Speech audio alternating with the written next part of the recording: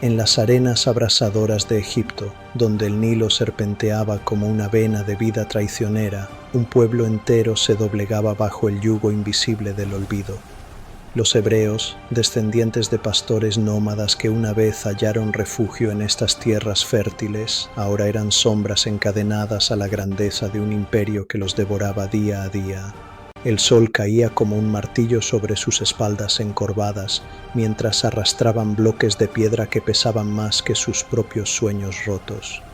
El polvo se adhería a su sudor, formando una segunda piel de resignación, y el aire resonaba con el chasquido de los látigos, no solo en la carne, sino en el alma colectiva que se encogía con cada golpe. Generaciones enteras habían nacido en esta opresión, sus recuerdos tejidos con hilos de miedo y supervivencia.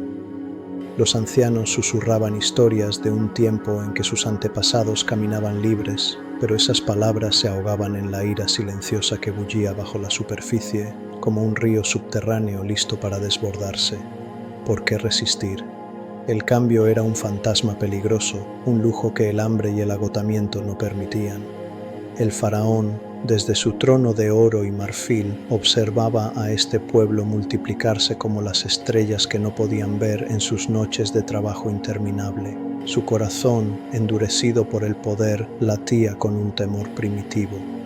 ¿Y si estos esclavos, con sus ojos llenos de una esperanza enterrada, se alzaban un día? Ordenó más cargas, más vigilancia, más formas de romper sus espíritus. Pero en las chozas de barro al atardecer, cuando el silencio se hacía espeso como la niebla del Nilo, algo se agitaba en las mentes de las mujeres hebreas. Un decreto real acababa de llegar, susurrado por mensajeros con rostros de piedra. Los hijos varones no debían vivir. Y en esa oscuridad creciente, una chispa de desafío, frágil como un susurro, amenazaba con encenderlo todo, en las sombras de las chozas apiñadas a orillas del Nilo.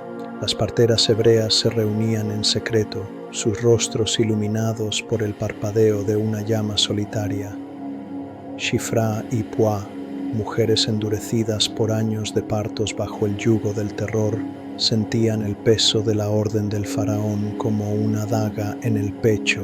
Maten a los niños varones, había dicho el decreto, pero en sus manos temblorosas. La vida se resistía a ser extinguida. El miedo las atenazaba. Obedecer significaba traicionar a su propio pueblo, un acto que erosionaría sus almas como el desierto devora la piedra. Desobedecer era invitar a la muerte, un riesgo que sus mentes exhaustas calculaban en susurros entrecortados.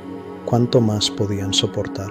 La esclavitud ya había robado sus sueños, dejando solo un instinto de supervivencia que chocaba contra una ira profunda, una que bullía como el calor retenido en la arena al atardecer. Una noche, en medio de un parto agónico, una madre hebrea dio a luz a un hijo.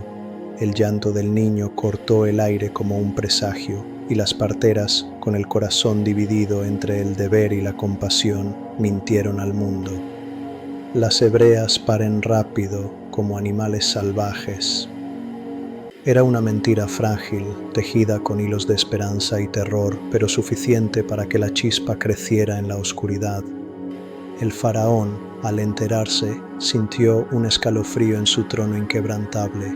Su poder, que parecía eterno como las pirámides, ahora se tambaleaba ante la terquedad de un pueblo que se negaba a romperse del todo. Ordenó algo peor: arrojar a los niños al Nilo, convertir el río de vida en un sepulcro flotante. Pero en una casa humilde, una mujer llamada Jochebed acunaba a su recién nacido, oculto en las sombras, mientras el miedo y la determinación se entrelazaban en su mirada. El niño, con ojos que parecían capturar las estrellas prohibidas, no sabía que su primer aliento ya desafiaba un imperio. El Nilo, esa serpiente de aguas turbias que nutría y condenaba a Egipto, se convertía en testigo silencioso de un horror que se repetía noche tras noche. Madres hebreas, con el corazón hecho trizas, veían cómo sus hijos eran arrancados de sus brazos y arrojados a las corrientes, donde los cocodrilos acechaban como sombras voraces. El río, que una vez simbolizaba vida, ahora olía a muerte y desesperación, un recordatorio constante de que la supervivencia exigía un precio que nadie podía pagar sin romperse. Jokabed, con los ojos hinchados por lágrimas contenidas, observaba a su hijo de 3 meses oculto en una cesta de juncos, untada con brea para flotar como un secreto precario. El miedo la devoraba por dentro. ¿Y si el niño lloraba? ¿Y si el río lo traicionaba?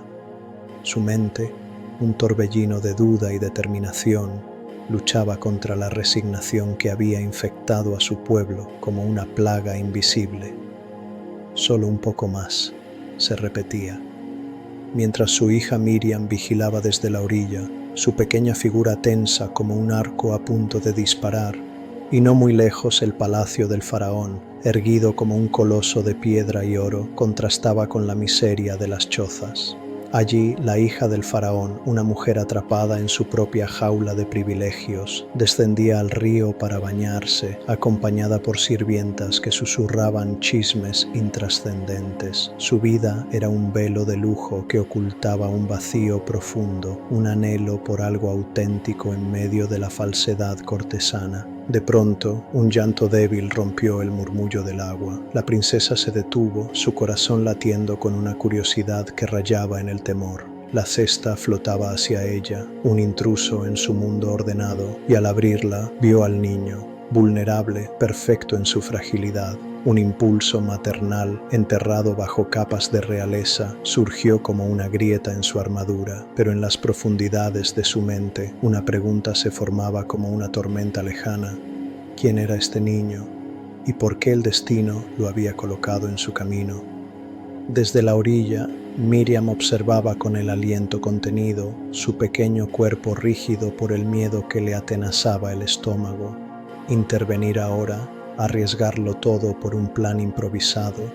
Su mente corría como el río mismo, dividida entre el instinto de proteger a su hermano y el terror de acercarse a la realeza egipcia, esa fuerza que había aplastado a su pueblo durante generaciones.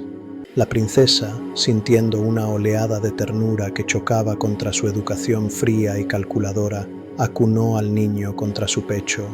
«Es un hebreo», murmuró una sirvienta a su lado, con voz teñida de desprecio y precaución. Pero ella ignoró las palabras, su corazón latiendo con una rebeldía que no sabía que poseía.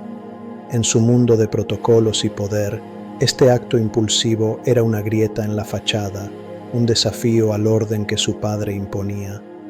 Miriam emergió de los juncos, su voz temblorosa pero firme. ¿Debo buscar una nodriza hebrea para el niño?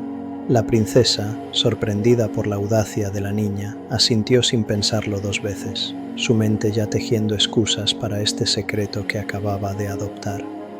Jokabed, al ser llamada, sintió un vértigo que le cortaba la respiración, alegría y pánico entrelazados como raíces en la tierra árida.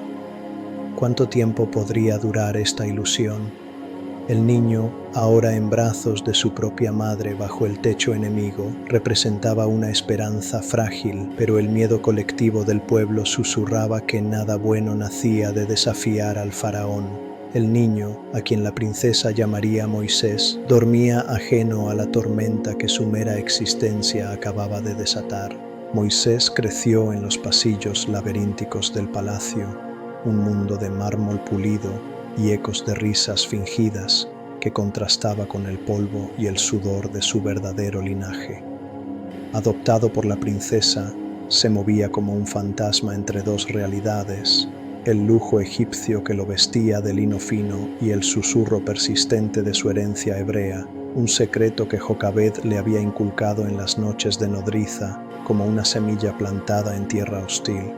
Su mente, aguda y dividida, absorbía las lecciones de los sabios egipcios, matemáticas que medían las estrellas, jeroglíficos que capturaban el tiempo y estrategias militares que enseñaban a conquistar sin piedad. Pero en lo profundo, un conflicto latía como un pulso oculto. ¿Quién era él realmente? El miedo a ser descubierto lo mantenía alerta, una tensión constante que erosionaba su calma aparente. mientras observaba desde las sombras cómo los capataces egipcios azotaban a los esclavos hebreos, sus hermanos de sangre. La verdad ya ardía en la sangre de Moisés. Cada látigo era un trueno más cerca. La tormenta está a punto de estallar. ¿Qué hará el príncipe cuando tenga que elegir? Dale like si esta historia te está impactando. Suscríbete y activa la campanita, porque muy pronto un hombre lo perderá todo para liberar a un pueblo entero. No te lo pierdas.